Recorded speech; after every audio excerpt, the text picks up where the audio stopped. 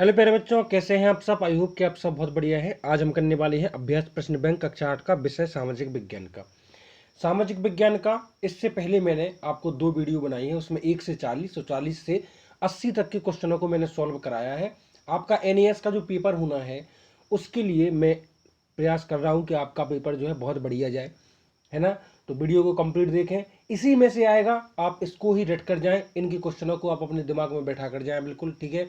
2 video को आप description में लिंक है, वहां से जाकर आप चेक कर सकते हैं, उन वीडियो को देख सकते हैं। टोटल क्वेश्चन है इस वीडियो में, मैं आपके जितने भी क्वेश्चन बचे हुए हैं उन सबको कवर कर दूंगा, ठीक है बच्चों। चलिए शुरू करते हैं। इसमें हमें करना है 81 से, ठीक है, शुरू। देखो बच्चों, 81वां आपसे क्वेश्चन यह कहा गया है कि भारत की स्वतंत्रता की कल्पना के साथ सर्वप्रथम भारतीय राष्ट्रीय ध्वज किसने फहराया। ठीक है बच्चों, तो सही आंसर हो जाएगा आपका option number A, madam Bhikaji Cama ने जो है आपका सर्वप्रथम भारतीय राष्ट्रीय ध्वज फहराया था। ठीक है बच्चों, ऑप्शन नंबर ए। दूसरा है, गांधी जी द्वारा दांडी यात्रा करने का प्रमुख उद्देश्य था नमक कानून को भंग करना। जो अंग्रेजों ने नमक कानून लगाया था उसको खत्म करने का ही उद्देश्य था कि दांडी यात्रा करिए। ठीक है, 83 है, 83वां क्वेश्चन है, रोलेट एक्ट लागू करने का उद्देश्य क्या था। तो रोलेट एक्ट लागू जो अंग्रेजों के द्वारा किया गया था, राष्ट्रीय भावना को कमजोर करना, मतलब राष्ट्रीय भावना जो लोगों के दिल में जागृत थी उसको कमजोर करना, दबाना ही रोलेट एक्ट जो आया था उसका उद्देश्य था। ठीक है, जो अंग्रेजों द्वारा लगाया गया था। 84 क्वेश्चन है, 84वां, अधिकांश विनाशकारी भूकंपों का मुख्य कारण क्या होता है। तो 84 का सही आंसर हो जाएगा ऑप्शन सी, पृथ्वी की प्लेटों का, यानी पृथ्वी की जो टेक्टोनिक प्लेटें हैं जमीन के नीचे एक दूसरे से टकराती हैं, इसीलिए भूकंप उत्पन्न होता है। अगला क्वेश्चन है, खुदाई के दौरान चट्टानों में जानवरों, वनस्पतियों और सूक्ष्म जीवों के अवशेष प्राप्त होते हैं। चट्टानों का पता चलता है, तो किन चट्टानों से यह पता चलता है। तो बच्चों, अवसादी जो चट्टानें होती हैं, चट्टानें और शैलें, शैल भी बोलते हैं उनको, ठीक है। तो अवसादी जो चट्टानें होती हैं इन्हीं से पता चलता है। ठीक है बच्चों, अवसादी। 86वां क्वेश्चन है, यदि आपके खेत में पहले की तुलना में कम उत्पादन होने लगे तो आपके खेत में किस चीज की कमी हो गई है। तो बच्चों, ह्यूमस जो होता है ना, ह्यूमस, वो मिट्टी की उर्वरकता को और उत्पादन क्षमता को कम कर देता है। ठीक है बच्चों, तो सॉरी, ह्यूमस जो है बढ़ाता है, तो ह्यूमस की कमी हो गई है, इसीलिए जो है उत्पादन क्षमता कम हो गई है। उसमें यही पूछा गया है कि किस चीज की कमी हो गई है जिससे उत्पादन कम हो गया। तो ह्यूमस की मात्रा अगर कम हो जाए मिट्टी में तो जो है यह उत्पादन क्षमता में कमी लाता है। ठीक है, क्वेश्चन नंबर 87 है, जन साक्षरता कार्यक्रम के लिए चलाया जा रहा है। जन साक्षरता कार्यक्रम किसके लिए चलाया जा रहा है। तो 87 का सही आंसर हो जाएगा ऑप्शन नंबर बी, कि जन साक्षरता कार्यक्रम जो है बच्चों वो चलाया जा रहा है किसके लिए, 15 वर्ष से अधिक आयु के निरक्षर लोगों के लिए, जो बिना पढ़े लिखे हैं। प्रायद्वीपीय महाद्वीप कौन सा है, द्वीपीय महाद्वीप जो चारों ओर से पानी से घिरा है। आपको पता नहीं चाहिए, ऑस्ट्रेलिया जो है एक द्वीपीय महाद्वीप है जो चारों तरफ से पानी से घिरा हुआ है। 89वां क्वेश्चन आपसे कहा गया है कि अंतर्राष्ट्रीय न्यायालय किसके मध्य हुए विवादों का निर्णय करता है। तो अंतर्राष्ट्रीय न्यायालय जो है सदस्य राष्ट्रों के बीच, जो यूएनओ में सदस्य हैं उनके बीच में यदि कोई विवाद हो जाता है तो अंतर्राष्ट्रीय न्यायालय में ही उसका पक्ष रखा जाता है। ठीक है, सदस्य राष्ट्रों के मध्य विवाद। 90वां क्वेश्चन है, निम्न में से कौन सी सामाजिक समस्या नहीं है। तो आपको पता होना चाहिए कि महिला रोजगार एक सामाजिक समस्या नहीं है। अब महिला काम करें अन्यथा ना करें कोई फर्क नहीं पड़ने वाला। ठीक है, अब जरूरी तो है नहीं कि महिलाएं काम करें, ये तो कोई समस्या है नहीं है। ठीक है, अगर कहते हैं रोजगार तो यह एक सामाजिक समस्या है, बेरोजगारी। अब महिला रोजगार यह एक सामाजिक समस्या नहीं है, ध्यान रखना। ठीक है, अगला है सही जोड़ी बनाइए। तो सही जोड़ी में 91 में आपको डायरेक्ट आंसर बताता हूं कि सही जोड़ी में 91 का आंसर हो जाएगा ऑप्शन नंबर डी। यानी पहले का है आत्मनिर्वाह कृषि, तो आत्मनिर्वाह कृषि हो जाएगी ऑप्शन नंबर बी। यानी खाद्यान्न परिवार के उपभोग में युक्त, मतलब परिवार के, जिससे परिवार चल सके, आत्मनिर्भर कृषि निर्वाह। ठीक है, स्थानांतरित कृषि दूसरा जो है वो मिलेगा डी से। स्थानांतरित कृषि मतलब वन भूमि में वृक्षों को काटकर और जलाकर भूमि बनाना, कृषि योग्य भूमि बनाना वृक्षों को काटकर। रोपण कृषि आप जानते हैं, रोपण कृषि क्या होगी आपकी, ऑप्शन नंबर ए, यानी कि कारखाने की इकाई के सामान। और गहन कृषि जो बचा है, एक ही भूमि पर लगातार कृषि करना गहन कृषि कहलाता है। ठीक है बच्चों, अगला है म्यांमार भारत की किस सीमा पर स्थित है। तो म्यांमार आप जानते हैं कि पश्चिम बंगाल साइड है म्यांमार, यानी पूर्व साइड है। तो ऑप्शन नंबर जो सी है पूर्वी सीमा, यही जो है आपका सही आंसर हो जाएगा। ठीक है, अगला क्वेश्चन है यूनिसेफ का कार्य क्षेत्र क्या है। यूनिसेफ एक बहुत बड़ा यूनिसेफ आप जानते हैं संस्था है। ठीक है, तो यूनिसेफ का जो कार्य है, कार्य क्षेत्र किस मतलब क्या कार्य है यूनिसेफ का, तो इसका ऑप्शन हो जाएगा स्वास्थ्य, पोषण और शिक्षा के क्षेत्र में यूनिसेफ काम करता है। ठीक है, पूरे वर्ल्ड में। अगला है 22 दिसंबर को सूर्य की सीधी किरणें मकर रेखा पर पड़ती हैं। इस समय भारत और ऑस्ट्रेलिया में कौन कौन सी ऋतुएं होती हैं। तो बच्चों देखो 22 दिसंबर को सूर्य की सीधी किरणें मकर रेखा पर पड़ती हैं। इसका सही आंसर हो जाएगा, एक मिनट, इससे पहले का अपना था 94। हाँ, तो 94 में का आंसर सही हो जाएगा ऑप्शन नंबर सी। भारत में शीत और ऑस्ट्रेलिया में ग्रीष्म ऋतु होगी। यानी भारत में होगी ठंडी और ऑस्ट्रेलिया में होगी गर्मी। ठीक है बच्चों, 95 में क्वेश्चन आपसे कहा गया है कि चित्र में प्रदर्शित समोच्च रेखाएं किस धरातलीय आकार को प्रदर्शित करेंगी। तो यह कौन सा धरातलीय आकार है, तो इसका सही आंसर हो जाएगा 95 का ऑप्शन नंबर बी, शंक्वाकार पहाड़ी। ठीक है, शंक्वाकार पहाड़ी, सर्कुलर माउंटेन जो है ये इसका सही आंसर है। 96 क्वेश्चन है कि कृषि में निम्नलिखित में से किसका प्रयोग पर्यावरण प्रदूषण के प्रमुख रूप से उत्तरदायी है। तो कृषि में यदि हम किसका प्रयोग करेंगे, कृषि में करेंगे यदि हम ए और बी दोनों का। कौन कौन सा, रासायनिक उर्वरकों का और रासायनिक कीट और रोगनाशकों का, क्योंकि यह जो है एक रासायनिक चीजें हैं जिससे मिट्टी की जो ह्यूमस है, उर्वरकता है, वो कम हो जाएगी। ठीक है, दवाइयां डालने से, यानी डी ऑप्शन बिल्कुल सही हो जाएगा।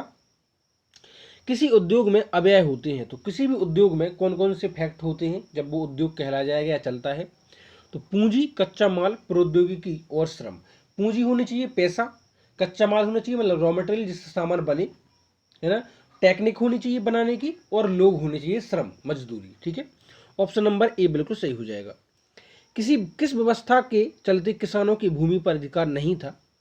तो 98 का हो जाएगा महालबाड़ी व्यवस्था, एक ऐसी व्यवस्था जिसका किसानों का भूमि पर अधिकार नहीं था। इस्लाम का संबंध पैगंबर मोहम्मद से है, उसी प्रकार ईसाई धर्म का संबंध किससे है। तो बच्चों ईसाई धर्म का संबंध हो जाएगा ईसा मसीह से। पैगंबर हजरत मोहम्मद साहब ने इस्लाम धर्म की स्थापना की, उसी प्रकार से ईसा मसीह ने ईसाई धर्म की स्थापना की। 100वां क्वेश्चन है, आपके शहर में लगातार 2 वर्षों से बारिश औसत से कम हो रही है, इसका प्रभाव पानी की उपलब्धता पर हो रहा है, ऐसी स्थिति में आप क्या करेंगे। तो बच्चों ऐसी स्थिति में हम क्या करेंगे, सुनिए ध्यान से। ऐसी स्थिति में कि शहर के जल स्रोतों का गहरीकरण एवं वृक्षारोपण पर बल देंगे जिससे पानी बरसात हो। ठीक है, राजू इस वर्ष 18 वर्ष का हो गया है। राजू कितने वर्ष का हो गया है, 18 साल का वो हो गया है राजू। इस स्थिति में भारतीय संविधान के अंतर्गत कौन सा अधिकार प्राप्त होगा। तो बच्चों ऑप्शन नंबर 101 का सही हो जाएगा वयस्क मताधिकार। 18 वर्ष का हो गया है इसलिए वो वयस्क मताधिकार, मतलब उसको वोट डालने का अधिकार मिल गया। ठीक है, 102 क्वेश्चन आपसे कहता है कि मोहन की आयु 15 साल है। कितनी की आयु, 15 साल है। वह अपने क्षेत्र के विकास हेतु चुनाव लड़ना चाहता है, किंतु उसे प्रतीक्षा करनी होगी। तो बच्चों उसको प्रतीक्षा करनी होगी आपको कितने साल, 10 साल।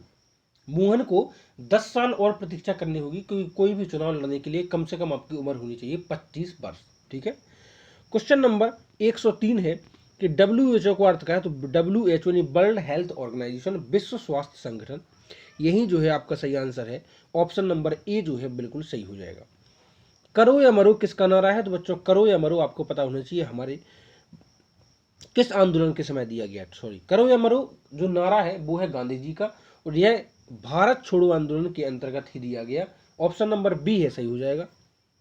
105वां क्वेश्चन है, किस आधार पर किसी भी देश को विकासशील या विकसित देश की सूची में रखा जाता है।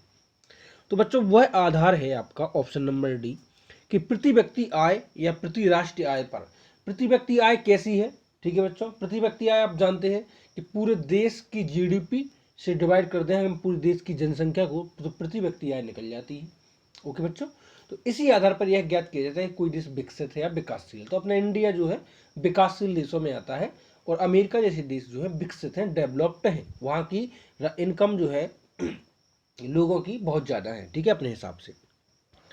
अगला है भारत के एक महान व्यक्ति जो वकील के रूप में दक्षिण अफ्रीका गए, दक्षिण अफ्रीका में असीयतों पर होने वाले गोरे शासकों के अत्याचारों के खिलाफ संघर्ष किया, वे कौन है? तो वे हैं हमारे महात्मा गांधी जी। ठीक है, इनने दक्षिण अफ्रीका में भी आंदोलन किया। क्षमा का घर कारखाने के पास है जिससे नियमित धुआं और गैसें निकलती हैं, मतलब लगातार, अतः क्षमा एवं उसके परिवार को कौन सी बीमारियां होने की संभावना है?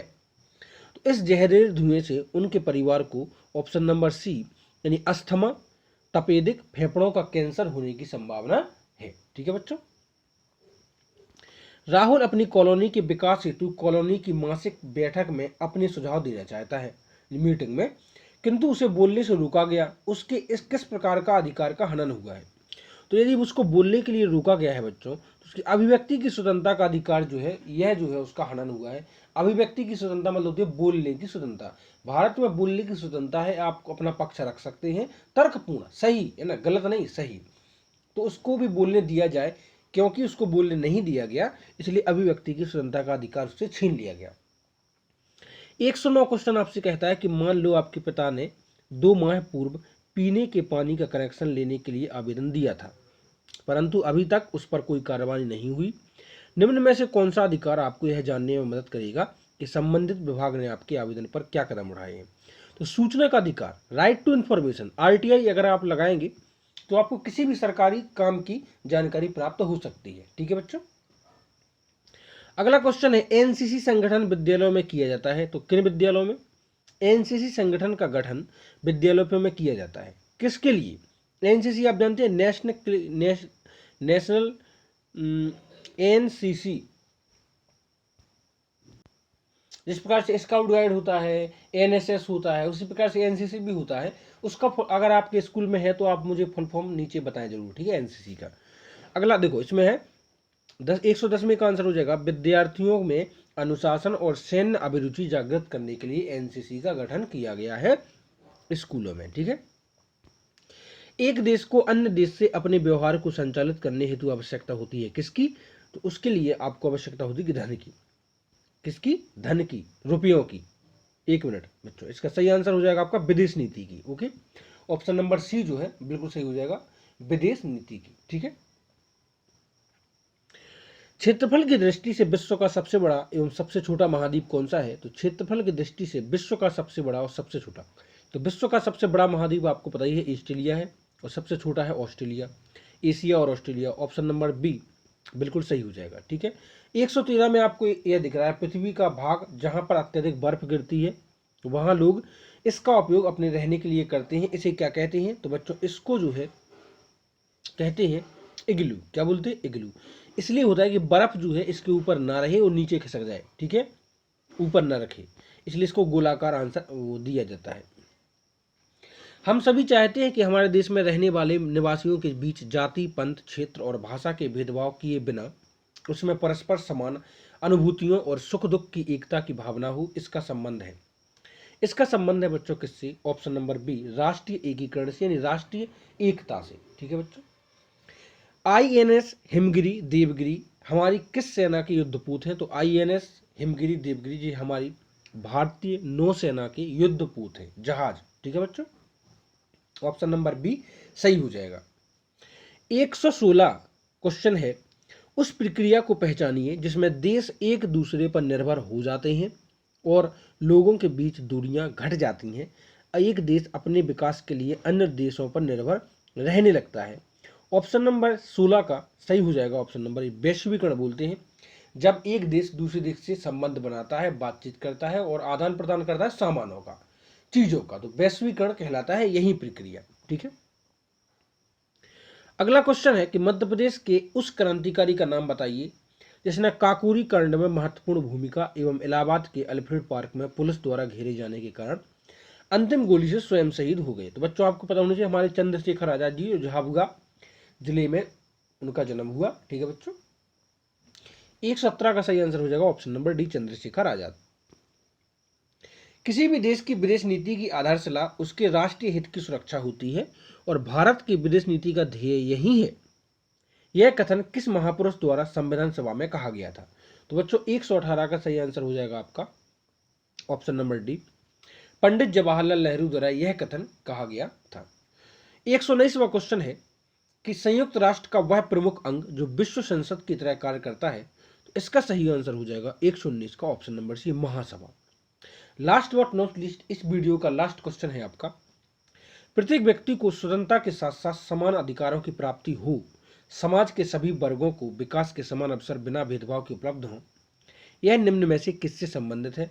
तो बच्चों यह जो है आपका ऑप्शन नंबर सी, लोकतंत्र से संबंधित है, डेमोक्रेसी से। ठीक है, इंडिया की लोकतंत्र से, कि प्रत्येक व्यक्ति को उसके समान अधिकार और उसको कर्तव्य भी दिए जाए।